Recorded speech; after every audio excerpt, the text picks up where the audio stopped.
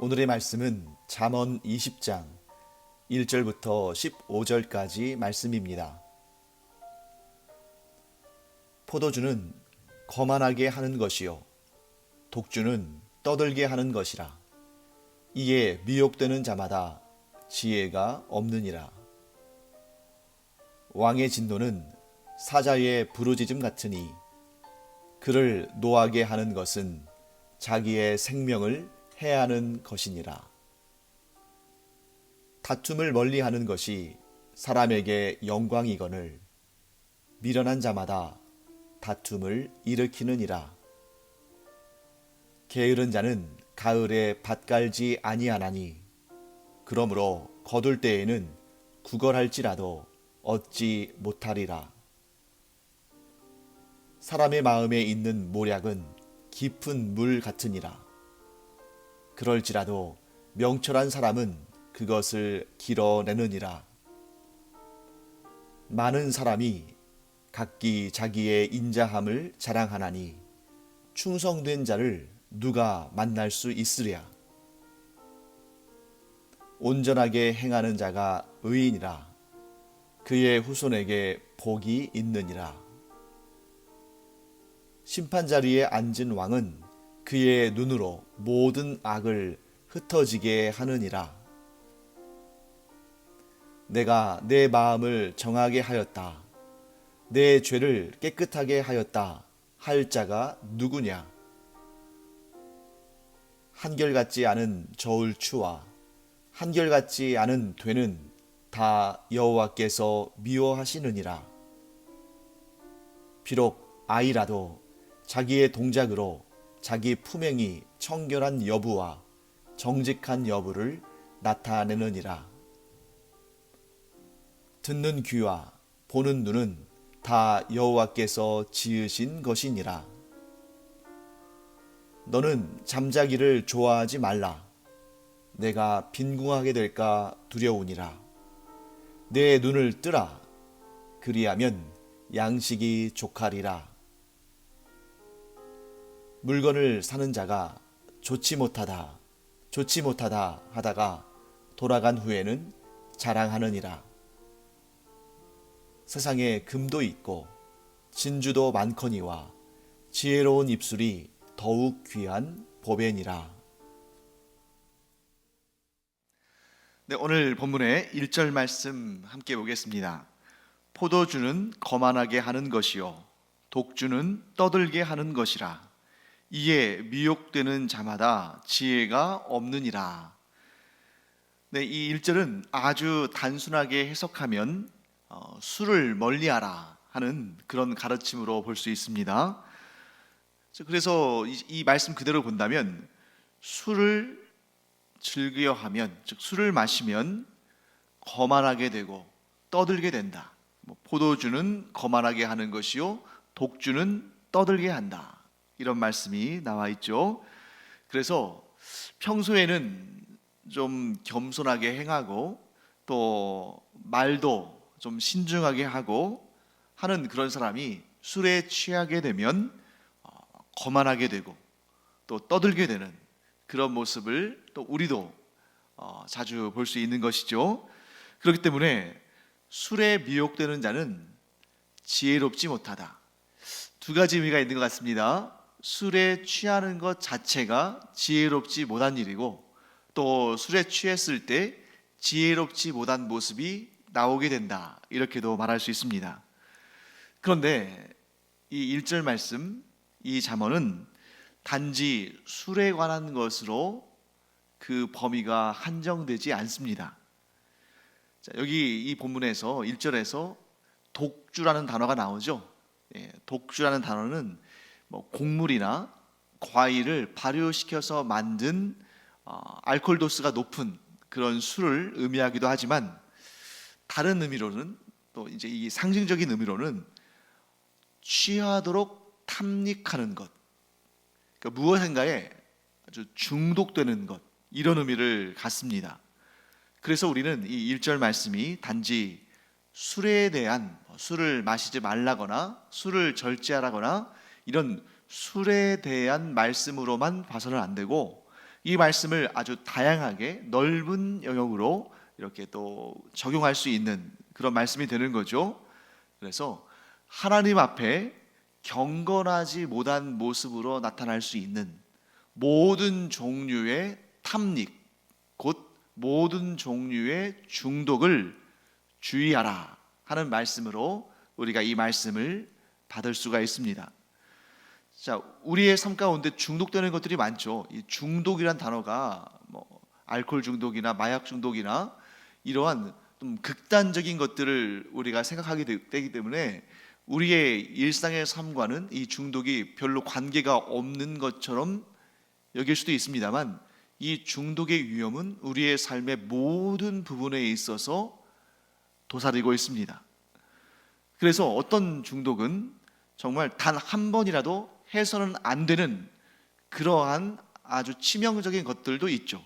예를 들면 마약, 도박, 매춘, 이런 것들은 한 번이라도 하지 않아야 되는 그러한, 어떤 의미에서 보면 굉장히 하나님 앞에 큰 죄를 짓는 그러한 중독이라고 볼 수 있습니다. 그런데 이런 것들만 있는 것이 아니라는 거죠. 중독에는 어떤 것들은 적절하게 했을 때는, 혹은 가끔 했을 때는 오히려 삶에 활력을 주고 하나님께서도 그것까지 죄라고 하실 것 같지 않은 그런 일들도 있습니다. 예를 들면 요즘의 상황으로 말씀드린다면 우리 청소년들이 요즘에는 청소년뿐만 아니라 어른들도 많이 합니다만 게임이랄지, 또는 어떤 경우에는 더 권장하는 것들도 있죠. 운동이랄지, 또 음식을 먹는 일이랄지, 또 취미생활이랄지, 이런 것들은 적절하게 했을 때에는 오히려 우리의 삶을 더 활력 있게 하고 또 우리의 신앙생활도 더 풍성하게 하는데 도움을 주는 그런 것들입니다. 하지만 이러한 일상적인 것들, 심지어 우리에게 유익을 주는 것 같은 이런 일들도 탐닉의 수준이 되면, 이 탐닉이라는 게 뭐냐면 너무 깊이 빠져들어서 이제는 발을 뺄 수가 없는 정도의 그런 정도의 상태를 우리가 중독이라고도 하죠. 그러니까 이렇게 탐닉하고 중독되는 그런 수준까지 이르게 되면 매우 위험하다. 왜냐하면 탐닉이다 혹은 중독이다 라는 그 말 자체가 뭘 의미하냐면 자기 자신을 객관적으로 볼 수 없는 그런 상태. 그러니까 이것에 너무 물들어서 이것이 너무 좋게 보이고 절대적인 것으로 보여서 이것을 막는 것을 원치 않는 상태, 이러한 절제할 수 없는 상태를 우리가 탐닉 혹은 중독이라고 할 수 있는 것입니다. 그래서 아무리 좋은 것도 이와 같은 탐닉이나 중독의 상태에 이르르면 결코 좋다 할 수 없을 뿐만 아니라 그것은 악한 것이다 라고 성경은 말씀하는 것이죠. 그래서 오늘 우리는 꼭 기억해 두기 바랍니다. 절제가 중요하다. 절제할 수 없다면 그것은 지혜롭지 못한 것이다. 그래서 이렇게 정리할 수 있겠습니다. 절제할 수 있다면 독도 약이 된다. 그러나 절제할 수 없다면 약도 독이 된다. 꼭 기억하기 바랍니다. 절제가 그만큼 중요하다. 절제할 수 있다면 독도 약이 되지만 절제할 수 없다면 약도 독이 된다. 그래서 우리가 이제 지금 오늘의 주제와는 조금 거리가 먼 것처럼 보일지 모르지만 성령의 은사가 있는데 그 가운데 이 방언의 은사가 있죠. 방언의 은사는 우리에게 좀 많은 분들이, 성도들이 좀 바라고 원하는 것입니다만, 그런데 사탄도 이 방언의 은사를 모방해서 사람들을 시험하고 하나님께로부터 사람들을 떼어놓으려고 할 수 있다는 겁니다. 그래서 어떤 방언은 성령이 주시는 방언이고 성령의 은사로서의 방언이고, 어떤 방언은 가짜 방언, 곧 사탄이 미혹하고 시험하기 위해서 주는 것일 수 있는데, 그런 것도 있을 수 있는데, 그럼 그걸 어떻게 구분할 것인가? 성령의 은사인가? 사탄의 시험의 도구인가? 겉으로 볼 때는 비슷해 보이는데, 귀로 듣기에는 별로 이렇게 분간하기가 어려운데, 그것이 하나님께로부터 온 것인지 사탄의 시험인지를 구분할 수 있는 그러한 잣대는 바로 절제라는 것이죠. 그래서 막 방언이 나오는데 공동체의 유익을 위해서, 덕을 세우기 위해서 그것을 그쳐야 하는 경우에, 그때 절제할 수 있다면 그것은 성령께서 주시는 은사다, 이렇게 판단할 수 있고, 또 공동체의 유익을 위해서 지금 중단해야 되는데 그것을 절제하지 못한다면, 절제하지 못해서 중단하지 못한다면 그것은 하나님께서 주신 곧 성령의 은사가 아니다라고 판단할 수 있는 것이죠. 이처럼 절제는 꼭 나쁜 것에만 적용되는 것이 아니라 좋은 것에도 적용이 됩니다.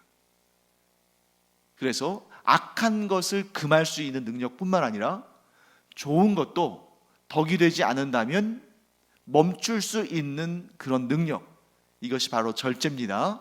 그래서 우리가 하나님께 큰 은혜를 얻고 하나님께 존귀 쓰임 받는 하나님의 사람들이 되려면 좋은 것도 절제할 수 있는 능력, 나쁜 것은 당연히 절제해야 되는 것이고, 좋은 것이라 할지라도 그것을 덕을 위해서 절제할 수 있는 그런 능력을 갖는 우리가 되기를 간절히 축원합니다. 꼭 기억하기 바랍니다. 절제할 수 있다면, 절제한다면 독도 약이 될 수 있지만, 절제하지 못한다면 약도 독이 된다 하는 것을 꼭 기억하기 바랍니다. 자, 그 다음에 우리 5절 말씀 한번 볼까요? 사람의 마음에 있는 모략은 깊은 물 같으니라. 그럴지라도 명철한 사람은 그것을 길어내느니라. 자, 무엇을 연상하면 이 잠언을 우리가 쉽게 이해할 수 있겠습니까? 네, 여러분, 요즘은 발견하기 쉽지 않지만 제가 어렸을 때만 하더라도 또 외갓집에 가거나 그러면 이걸 자주 봤는데, 우물이 있죠. 우물, 깊은 우물을 떠올려 보시기 바랍니다. 그래서 사람의 마음속에 있는 모략은 깊은 물과 같다. 자, 이 비유의 의미를 이렇게도 우리가 볼 수 있겠네요. 우리말 속담에 이런 것이 있죠. 10길 물속은 알아도 한 길 사람 속은 모른다. 즉, 깊은 물의 그 깊이와 그 속에 무엇이 들어있는지는 알 수 있지만 한 길, 얼마 되지 않는 그런 인간의 속은, 사람의 속은 알 수가 없다, 알기가 힘들다, 이런 말씀인데, 자, 언뜻 보면 이 5절의 잠언의 말씀과 또 이 우리말 속담이 비슷한 의미를 갖는 것처럼 보일 수 있습니다. 어떤 의미예요? 사람의 속은 알기가 힘들다, 사람의 마음은 마치 깊은 물과 같아서 그것을 들여다보기가 쉽지 않다, 이런 뜻으로 보일 수도 있습니다만, 이 5절 말씀은 조금 다른 의미를 가지고 있습니다. 자, 사람이 어떤 일을 계획하고 추진할 때 그 일을 잘 이루기 위해서는 책략과 모사가 필요합니다. 그런데 그것을 얻기가 참 어렵다는 말이죠. 자, 우리의 일상생활에서도 그렇지 않습니까? 어떤 일을 계획하고 어떤 일을 추진할 때 그 일을 잘 이루기 위해서 전략도 필요하고, 또 전술도 필요하고, 책략이 있어야 되고, 모사가 있어야 되는데, 그것을 얻기가 얼마나 어려운가. 그러니까 평소에는 막 좋은 아이디어도 번쩍번쩍 날 때가 있는데, 정작 어떤 중요한 일을 맡아서 그 일을, 그 미션을 행해야 될 때는 왜 이렇게 좋은 생각이 나지 않을까, 좀 전략적으로 접근해야 되는데 왜 이렇게 생각이 잘 나지 않지? 책략이 있어야 되는데 그것이 잘 떠오르지 않아서 이 일을 어떻게 처리하면 좋지? 하고 난감할 때가 많습니다.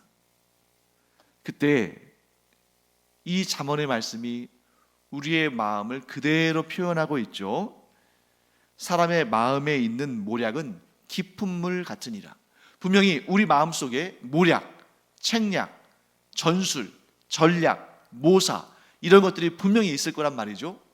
그런데 적절하게 지금 내가 당하고 있는 이 문제에 대해서, 이 일에 대해서 그 적절한 모략을, 책략을 끄집어내고 싶은데 그게 깊은 물속에 숨어 있는 것 같아서 좀처럼 그런 좋은 생각을, 좋은 계획을, 좋은 책략을 끄집어내지 못하는 그런 우리의 모습들을 보게 됩니다. 그런데 성경은 뭐라고 말씀하십니까? 그런데 명철한 사람은 그것을 길어낸다. 아무리 깊은 물이고 아무리 깊은 우물이라 할지라도 명철한 사람은 그것을 길어낸다. 그래서 그 책략으로, 그 모략으로 일을 잘 처리한다 라고 말씀하시는 것입니다. 자, 그렇다면 명철하지 못한 사람, 곧 지혜롭지 못한 사람은 어떨까요? 자, 그는 깊은 물에서 모략을, 책략을 길어내지 못할 뿐만 아니라 사실은 그 깊은 물에서 모략과 책략을 길어내려고 생각하지도 않습니다. 그런 노력도 하지 않습니다. 그냥 그때그때 가볍게 대충 생각나는 대로 일을 처리합니다. 가볍게 처리하는 거죠. 그것이 곧 지혜롭지 못한 것입니다. 하지만 명철한 자, 곧 지혜로운 자는 작은 일을, 간단한 일, 단순한 일, 일상의 일과 같은 그러한 평범한 일들 속에서도 깊은 물에서 모략을 건져내듯이 아주 신중하게 생각하고 신중하게 말하고 신중하게 일합니다. 이게 바로 지혜라는 것이죠. 그래서 진정 지혜로운 자는, 진정 명철한 자는 아무리 쉬운 일을 당해도 하나님께 간구합니다. 하나님께 기도합니다. 하나님께 지혜를 구하고 하나님께 답을 구합니다. 이런 사람은 결코 실수하지 않고 실패하지 않습니다. 우리 이런 말이 있잖아요. 호랑이와 사자와 같은 그 맹수 중에 맹수도 토끼 한 마리, 작은 토끼 한 마리를 잡을 때에도 최선을 다한다. 그러니까 실패하지 않는 거죠. 사랑하는 성도 여러분, 우리에게 있어서 최선은 무엇일까요? 우리가 어떤 일을 처리하는 데 있어서 최선은 무엇입니까? 최고의 모략과 최고의 지혜는 무엇입니까? 그것은 아무리 그 일이 간단해 보이고 작아 보이고 평범해 보이고 별일이 아닌 것처럼 보인다 할지라도 모든 일에 있어서 하나님께 기도하고 하나님의 답을 구하고 하나님의 도우심을 구하는 것, 이것보다 더 지혜로운 일은 없고 이것보다 더 안전한 일은 없습니다. 사랑하는 성도 여러분, 우리가 모든 일에 있어서 하나님께 기도하고 하나님의 뜻을 구하면 하나님은 그 깊은 물속에 있는 최고의 모략과 지략과 책략을 건져 올릴 수 있게 하실 줄 믿습니다. 최고의 모략은 하나님께 기도하여 얻는 것이다 하는 것을 꼭 기억하기 바랍니다. 다음에 우리 6절 말씀 볼까요? 많은 사람이 각기 자기의 인자함을 자랑하나니 충성된 자를 누가 만날 수 있으랴. 자, 사람은 저마다 자기가 옳다고, 자기가 인자하다고, 자기가 올바르다고 자랑을 하는데 과연 그러한 세상 가운데에서 충성된 자를 만날 수나 있을까? 저마다 자기가 옳다고, 저마다 자기가 바르다고, 저마다 자기가 능력이 있다고 과시하고 자랑하는 이 세상 가운데 진정한 충성된 사람을 만날 수 있을까? 이 말씀은 7절과 짝을 이룹니다. 7절 말씀 보실까요? 온전하게 행하는 자가 의인이라 그의 후손에게 복이 있느니라. 자, 이 말씀 가운데 연달아 표현된 세 가지의 표현을 우리가 보겠습니다. 충성된 자, 온전하게 행하는 자, 의인. 이 세 가지 표현이 같은 존재를 의미합니다. 다시 한번 말씀드리겠습니다. 충성된 자, 온전하게 행하는 자, 의인. 이 세 사람이 같은 사람이고 이들을 표현하는 표현이 있죠. 그것은 뭐냐면 하나님 앞에 경건한 자. 하나님 앞에 경건한 자는 사람 앞에서도 충성을 다하고 의롭고 바르고 복됩니다. 하나님 앞에 온전하게 행하는 자는 사람 앞에서도 대충대충 눈속임하며 그러한 삶을 살지 않습니다. 하나님 앞에 바르게 선 자는 사람 앞에서도 바르게 서고 하나님께 신뢰를 얻은 자는 사람에게도 신뢰를 얻습니다. 하나님 앞에 바르게 서지는 않으면서 사람들 앞에서는 나 한번 믿어봐. 나처럼 충성된 사람 없어. 나처럼 인자한 사람 찾기 힘들어. 다 거짓말입니다. 정말 그가 충성된 자이고 의로운 자라면 그는 겸손히 자신을 낮출 것입니다. 우리가 하나님 앞에 설 때에 내가 마치 무엇이나 된 것인 것처럼, 내가 마치 내 인생을 책임질 수 있는 것처럼, 내가 하나님 앞에 거릴 것 없는 완전한 자인 것처럼 우리가 그럴 수 있습니까? 하나님 앞에서 우리가 우리 자신을 돌아본다면 우리는 머리를 조아리고 감히 하나님 앞에 얼굴을 둘 수 없을 것입니다. 이 말씀은 9절 말씀으로도 이어지죠. 내가 내 마음을 정하게 하였다. 내 죄를 깨끗하게 하였다. 할 자가 누구냐? 사랑하는 성도 여러분, 우리가 감히 하나님 앞에서 내 죄는 내가 해결할 수 있습니다. 나는 나를 정결케 할 수 있습니다. 내 죄는 이미 깨끗해졌습니다. 그러니 나는 하나님의 도우심과 하나님의 은혜가 필요 없는 자입니다. 왜요? 나는 완전하니까. 이렇게 말할 수 있는 자가 과연 있습니까? 그런 자는 경건하지 못한 자고 지혜롭지 못한 자입니다. 우리가 사람들 앞에 인정을 받기 전에, 사람들 앞에 나 자신을 과시하기 전에, 사람들 앞에 내 자신을 자랑하기 전에 우리 자신을 한번 스스로 돌아보기를 바랍니다. 우리 가운데 나의 가장 작은 죄 하나도 깨끗하게 할 수 있는 자가 있는가? 우리가 과연 하나님 앞에 나는 의롭다고 자신하고 자랑할 수 있는 자가 있는가? 아무도 없습니다. 그렇기 때문에 우리는 하나님 앞에 겸손해야 합니다. 그것이 지혜입니다. 지혜롭지 못한 자는 하나님 앞에서 자기를 자랑합니다. 그러나 지혜로운 자는 하나님 앞에서 한없이 겸손합니다. 이런 지혜로운 자는 사람과의 관계 속에서도 그 지혜가, 그 겸손이 드러나죠. 그래서 세상 사람들도 어느 정도 이 원리를 알지 않습니까? 그래서 벼는 익을수록 고개를 숙인다, 이런 말을 하잖아요. 하지만 그 속담은 반은 맞고 반은 틀립니다. 왜 반은 맞습니까? 겸손하게 고개를 숙이는 자가 지혜로운 자죠.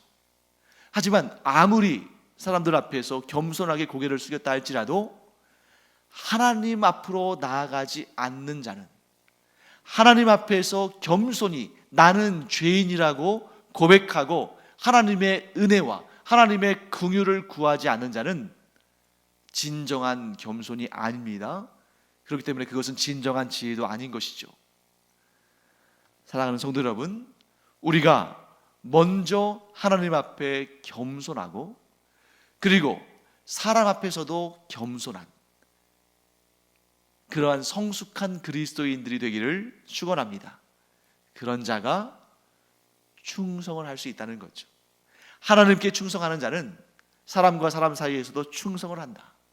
하나님 앞에 온전히 행하는 자는 사람들 앞에서도 온전히 행한다.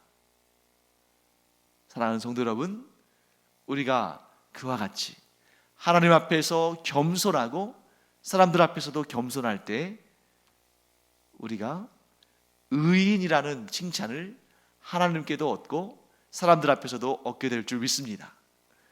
자, 이제 마지막 한 구절만 더 볼까요? 14절 말씀 보겠습니다. 물건을 사는 자가 좋지 못하다 하다가 돌아간 후에는 자랑하느니라.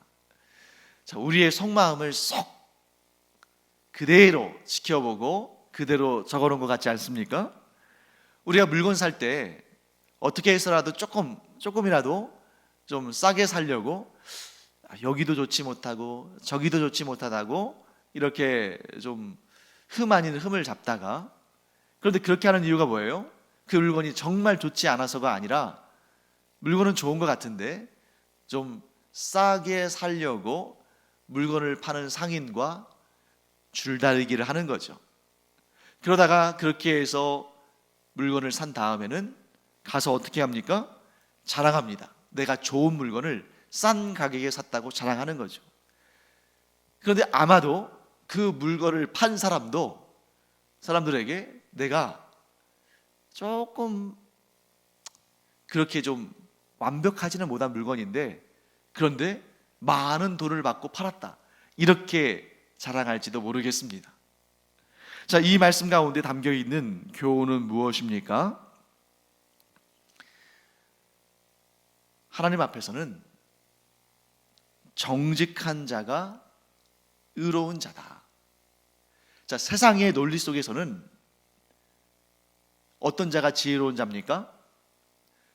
좀 거짓말을 섞었다 할지라도, 좀 과장했다 할지라도 어쨌든 그것을 잘 이용해서 자기의 이익을 극대화하는 사람이 이 세상의 관점에서는 지혜로운 사람입니다.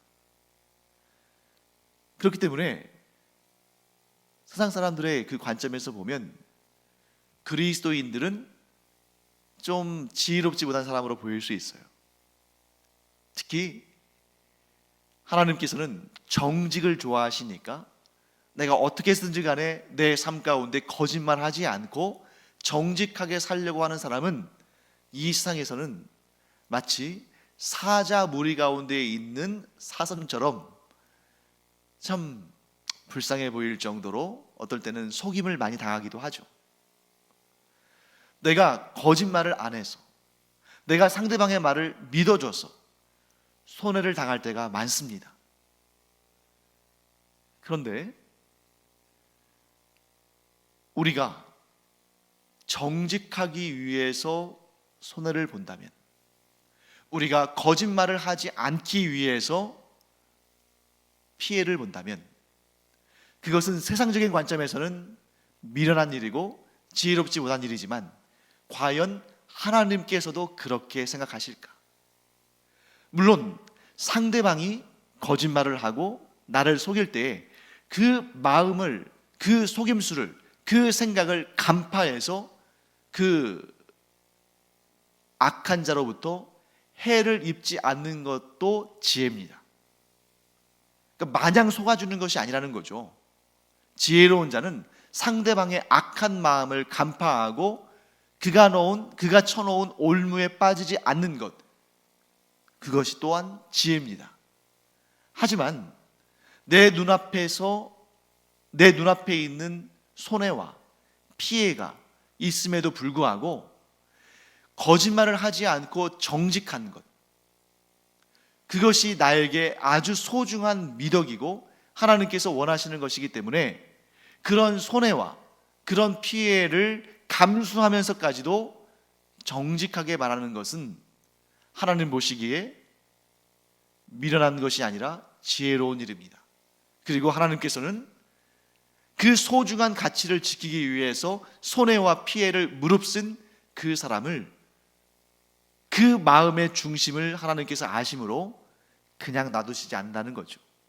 분명히 그 일로 인해서는 피해와 손해를 입을 수 있습니다. 그걸 감수했기 때문이죠. 하지만 그 피해와 손해와는 비교할 수 없는 큰 은혜와 복을 하나님은 예비하십니다.